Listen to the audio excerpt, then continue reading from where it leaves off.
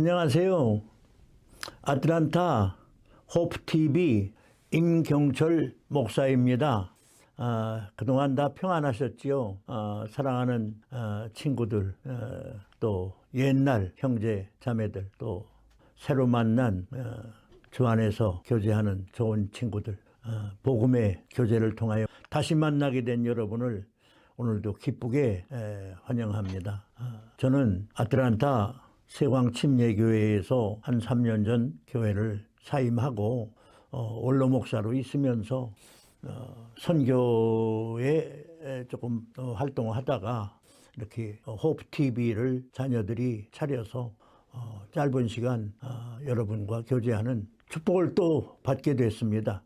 또 생각하면 이것이 저에게는 주께 헌신하는 말년의 기회이기도 합니다.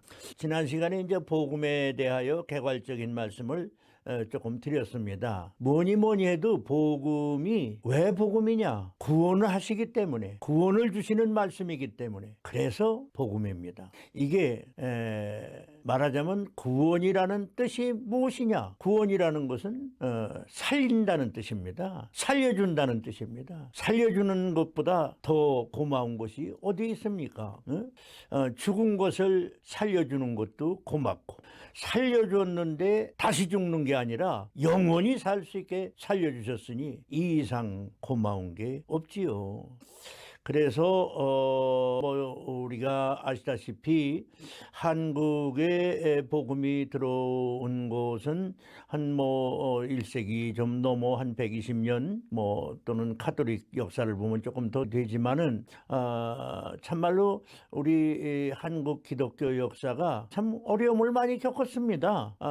이렇게 윤리 종교로 유교와 불교가 자리 잡은 한국 땅에 들어와서 참 복음을 전하는데 힘들었고, 그래서 윤리적 설교가 많았습니다.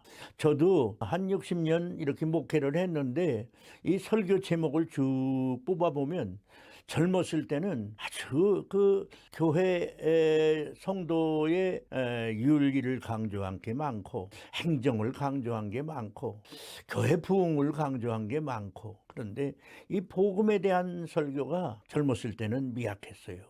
그런데 이제 이게 나이 들면서 목회를 하면서 점점 이 복음에 대한 말씀이 많아졌더라고요. 한국 기독교가 보면 윤리 종교에서 애국 종교로 한참 또 흘렀지요. 우리가 일본 사람들한테 36년 압박을 받았으니까, 말하자면 구속을 당하고 압박을 받았으니까 이제 기독교의 지도자들이 신사참배도 거부했지만은 애국운동에 빠져서 독립운동도 하고 이제 많이 애국적으로 빠져서, 아시는 대로 3.1 독립운동에 보면 33인 중에 16명이 기독교 대표자들 아니겠어요? 그걸 보면 우리가 애국종교로 그때는 한참 활동을 한 것이 사실이지요. 사실 저는 어렸을 때 일본 사람들 다스릴 때 주일학교를 다녔습니다. 얼마 있더니 그 주일학교가 문 닫더라고요. 그래서 주일학교도 다니다가 말았지만은 해방되고서 그 주일학교가 다시 열려서 장로교지만은 그때 갔더니 그 선교사들이 나와서 그 참 그 요셉이 필름을 보여주고 그러는데 얼마나 재미있게 그 공부를 했는지 몰라요. 근데 교회가 문을 닫을 정도였으니까 일본 시대에 그 사람들 이상해요. 하여간에 만주에서도 그렇고 우리 한국 교회를 특별히 핍박을 한 것은 사실이에요. 가부간에 일본에 있는 한국 교회는 조금 낫던 것 같아요. 어쨌건 한국 교회는 그런 가운데 한국 교회 지도자들이 애국 사상으로 흘렀습니다. 그러다 해방이 됐죠. 해방이 되고 보니까 이제 가난한 데서 자유를 얻고 원조 물자도 나오고 참 굶고 살다시피 한 사람들이 많잖아요. 이게 또 어떻게 해가지고 기복신앙으로 또 빠지더라고요. 그래서 해방되고 나서는 한참 기독교가 기복신앙 가운데 어떤 경우는 지나치도록 무속의 영향을 많이 받은 데다가 그래서 이 기복신앙을 너무 보면서 또 목회를 또 저는 그때 했는데 이제 사실 해방되고 나서 바로 목회를 시작한 건 아니지만 예수님을 영접하고 56년도부터 이제 목회를 말하자면 한다고 나섰는데 그때 보면 교인들이 참 이게 기복신앙이 많고 교회 지도자들도 기복신앙이 많았어요. 그러다가 이제 점점 교회가 성장하고 이제 참 성경 공부도 많이 늘고 사실 저는 침례교회에서 이렇게 목회를 평생 했지만은 참 지난번에 한번 언급은 했지만은 한국 교회 역사로 봐서 그 CCC나 내비게이터 같은 것이 참 성경 공부 이 구원의 교리에 대해서는 많은 공헌을 했습니다. 그리고 우리 남침례교회 선교사들도 구원의 복음에 대해서는 참 많이 가르쳤습니다. 근데 이 복음이라는 것이 구원의 복음이라고 하는 것을 우리가 먼저 알아야 합니다. 복음이라는 것은 뭐 이렇게 부자 되고 그런 거는 그렇게 큰 관련을 시킬 일이 아니고 이 복음은 죄로 말미암아 에덴 동산에서 불순종해서 죽었던 우리 영혼인데 말하자면 예수님이 우리를 대신해서 우리의 불순종한 죄를 대신해서 십자가에서 돌아가시고 무덤에서 부활하심으로 말미암아 우리가 이 예수님을 믿음으로 말미암아 그 죽음에서 사는 길을 찾게 된 거지요. 그래서 우리는 구원의 복음. 그래서 성경에 주 예수를 믿으라. 그리하면 너와 네 집이 구원을 얻으리라. 이 구원의 복음을 많이 말씀했습니다. 에베소 1장의 성경 말씀을 보면은 이런 말씀이 있어요. 그 안에서 너희도 진리의 말씀 곧 너희의 구원의 복음을 듣고 그 안에서 또한 믿어 약속의 성령으로 인치심을 받았으니 그런 말씀이 있단 말이에요. 그래서 이 말씀을 듣고 믿음이 생기는 사람은 그냥 믿음이 생기는 건 아닙니다. 이건 나중에 또 말씀을 나누겠지만 성령의 역사로 성령의 감동으로 그 택정함을 받은 백성들이 믿음이 생기서 제 죄를 회개하고 예수님을 영접하게 되는 거지요. 그래서 구원을 받는 것입니다. 다시 말하면 죽음의 자리에서 살아나게 되는 것이고 영생을 얻게 되는 것이지요.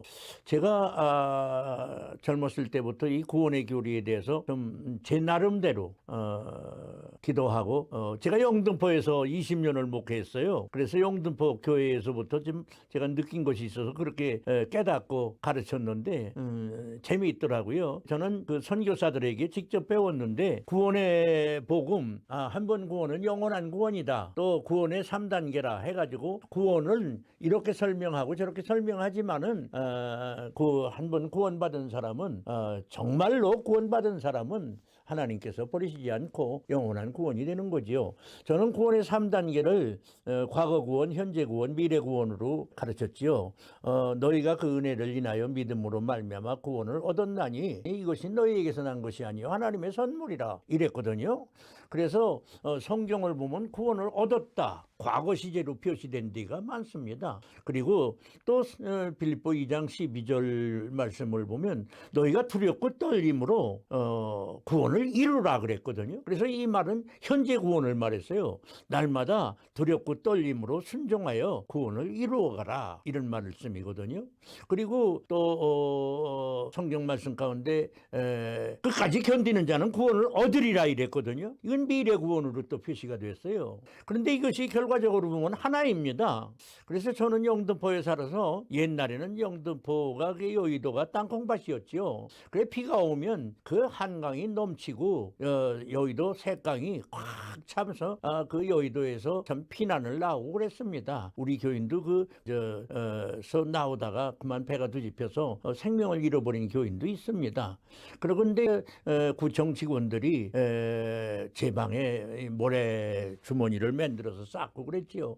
나가서 이제 물 구경을 하는 때가 많았습니다. 또 구청 직원들을 돕기도 하고요. 근데 보면 황토물에 집도 떠내려가고 어떤 때는 뭐 돼지도 떠내려가고 소도 떠내려가요. 그런데 어떤 때 보면 지붕 위에 사람이 떠내려가요. 그 무너진 지붕 그 꼭대기에 앉아가지고 뭐 그건 다 죽은 거나 마찬가지예요. 죽었지요. 그런데 이제 한강 초소에서 해병대 대위가 이제 그걸 보다가 보트를 타고 이제 구원하러 들어가지요. 그래가지고 밧줄을 던집니다. 이걸 붙들어라. 그러면 어떤 사람은 첫 번에 붙들고 어떤 사람은 첫 번에 못 붙들고 두 번, 세 번 해서 붙들어요.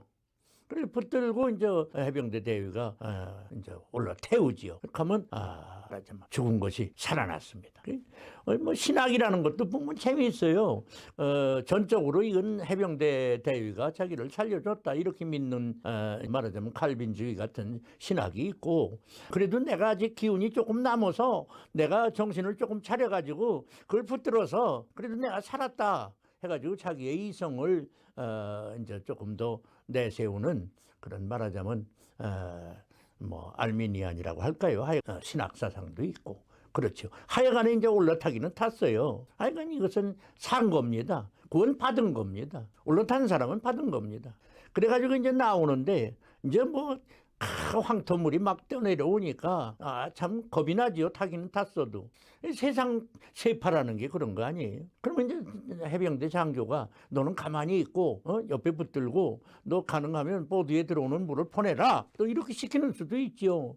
그럼 이제 두렵고 떨림으로 구원을 이루는 거예요. 떨림으로 순종함으로 구원을 이루는 거예요. 그런데 또 한참 가다가 보면 이건 제가 꾸민 얘기입니다만은 또 한 사람이 떠내려오거든요. 해병대 대위가 또 태워요. 그래 보니까 한 동네 술집에 다니던 사람이란 말이에요. 그러니까 거기서 아이고 저 태워줬으면 감사한 건데 타고 보니까 동네 사람이 탔거든.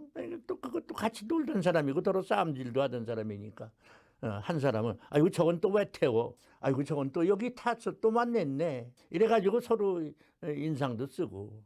그게 뭐예요? 우리 예수 믿는 사람들이 자기 태워줬으면 태워준 걸 감사해야 되는 거예요. 구원받은 사람은 순종함으로 구원을 이루면 되는 건데 아이고 이건 네가 잘났다 내가 잘났다 예수 믿은 사람들끼리도 악유하는 걸 보면 참 그럴 일이 아닙니다. 예수 믿은 거는 자기 구원받은 걸 감사하고 그저 선장이 하라는 대로 순종만 하면 되는 겁니다. 그래서 두렵고 떨림으로 감사함으로 구원을 이루고 가는 거지요.